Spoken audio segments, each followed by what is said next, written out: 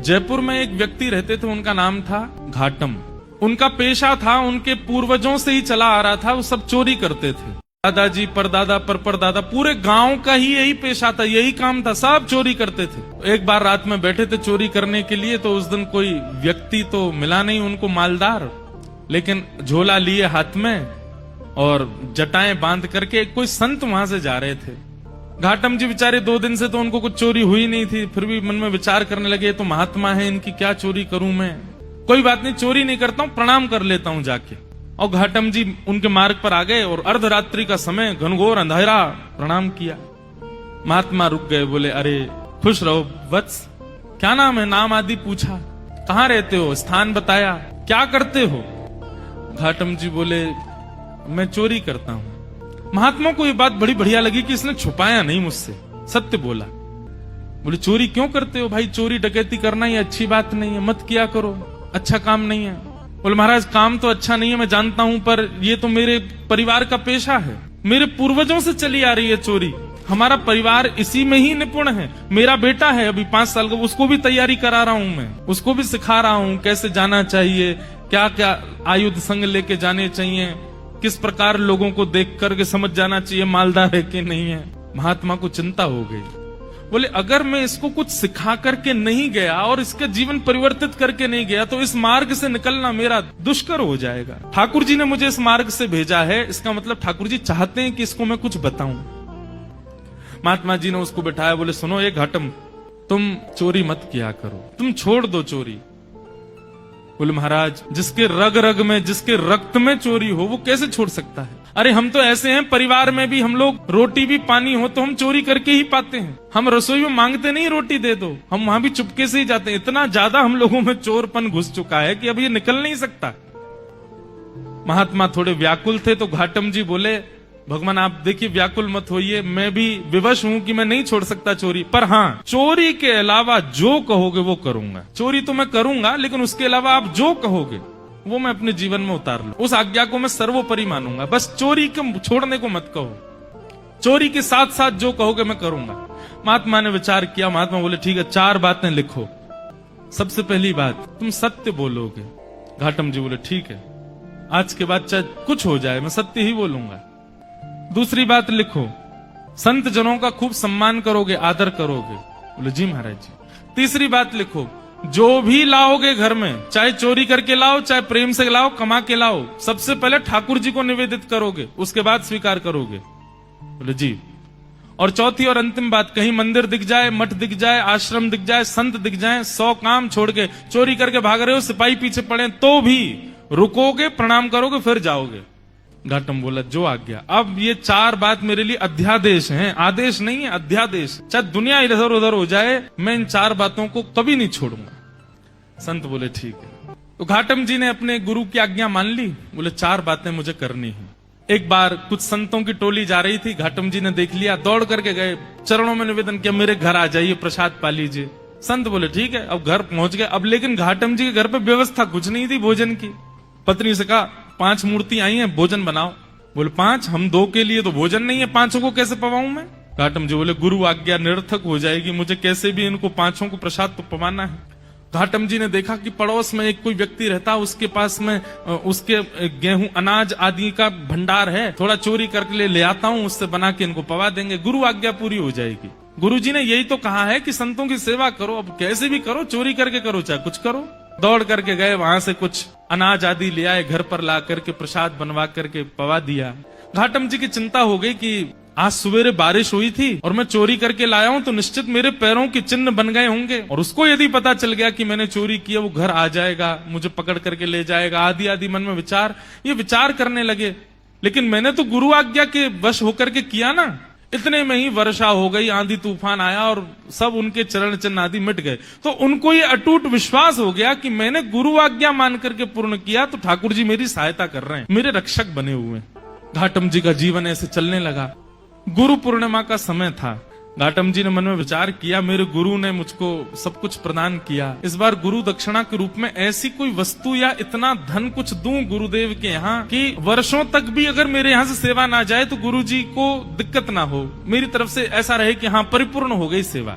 उसके लिए एक बड़ी चोरी कर लेता हूँ, उसके बाद फिर मैं धीरे धीरे छोड़ ही दूंगा। एक बड़ी चोरी करता हूँ, उससे जो धन आएगा गुरुदेव को दे दूंगा। और घाटम जी ने विचार किया क्या चोराऊं। तब उन्होंने विचार किया, बोले कि यहाँ आमेर का जो राजा है इसके घोड़े बड़े कीमती हैं और उनमें भी एक काला अश्व है, काला घोड़ा है, वो सबसे ज्यादा कीमती है, ऐसा पूरे भारत में नहीं है। यदि उसको मैंने चोरी कर लिया और उससे जो धन आएगा वो यदि मैंने गुरुदेव को दिया तो आजीवन मुझे जितना देना चाहिए उतना एक बार में ही दे दूंगा मैं गुरुदेव। तो गुरुदेव के यहाँ गुरु पूर्णिमा की सेवा मेरी तरफ से होती रहेगी। घाटम जी चोरी करने के लिए जा रहे हैं। एक सामान्य से घोड़े पर बैठ करके घाटम जी और सीधे राजभवन में प्रवेश कर रहे हैं। मुख्य द्वार से ही प्रवेश करने लगे तो द्वारपालों ने रोका, ए कहाँ जा रहे हो, क्या नाम है तुम्हारा? बोले घाटम। कहाँ जा रहे हो? बोले चोरी करने जा रहा हूँ। झूठ नहीं बोलना है, गुरुदेव ने मना किया है। तो द्वारपालों ने मन में विचार किया, ये जरूर राजा का कोई गुप्तचर है, राजा का कोई बहुत घनिष्ठ व्यक्ति है, हमने इसको रोक दिया है इसका परिचय पूछने, इसलिए बुरा मान गया, बुरा मान करके कह रहा है चोरी करने जा रहा हूँ। ए भाई सुनो, द्वार खोल दो, ये कोई राजा का परिचित व्यक्ति होगा, ऐसे कौन बोलता चोरी करने जा रहा हूँ। द्वार खुल गए, वो भीतर प्रवेश कर गए। भीतर प्रवेश करके घुड़साल में गए, वहां सबसे महंगा घोड़ा जो काला अश्व था उसको खोल लिया, बैठ गए, लेकर के बाहर आने लगे, खुले में ही सबके सामने बाहर की ओर जाने लगे। तो द्वारपालों ने कहा ये तो राजा का घोड़ा है, ये क्यों ले जा रहे हैं? फिर भैया ये काला अश्व कहाँ लेके जा रहे हो? बोले चोरी करने आया था, चोरी कर ली, अब चोरी करके ले जा रहा हूँ।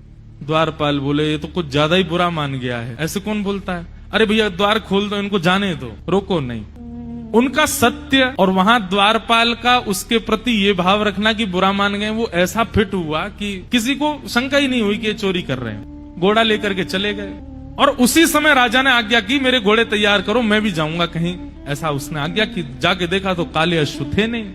अफरा तफरी मची। जब द्वारपालों के कान में बात पहुंची तो उन्होंने हल्ला किया कि अरे एक व्यक्ति आया था, आकर के इतना सत्य बोल के, वो तो बोल के गया मैं चोरी करने आया हूँ, चोरी करके ले भी गया, तुमने रोका क्यों नहीं? बोले महाराज हमको लगा कि ऐसे कौन बोलता है, चोर कभी ये बोलता मैं चोरी करने आया हूँ, लेकिन वो सत्य बोल रहा था तो हमको लगा आपका कोई गुप्तचर है, आपका कोई घनिष्ठ है, इसलिए हमने रोका नहीं उसको, ले गया। वो सैनिकों को भेजा, जाओ पकड़ लो उसको, घोड़े लेके आओ। घाटम जी घोड़ा लेकर के जा रहे थे, दौड़ रहे थे खूब तेज की राजा के कोई दूत आए उससे पहले मैं इसका विक्रय कर दूं कहीं। लेकिन तभी उसी मार्ग पर ही एक मंदिर पड़ा राम जी का, और वहां संभवतः उसी समय आरती चल रही थी। गुरुदेव की आज्ञा याद आ गई, बोले गुरुजी ने कहा था कहीं मठ मंदिर आश्रम दिख जाए तुरंत रुक के प्रणाम करना। तुरंत अपना घोड़ा रोका, भयभीत है मन में लेकिन गुरु आज्ञा पर इतना विश्वास, घोड़े को रोका, खड़ा किया, वहीं एक पेड़ से बांध दिया, भीतर भाज करके गए।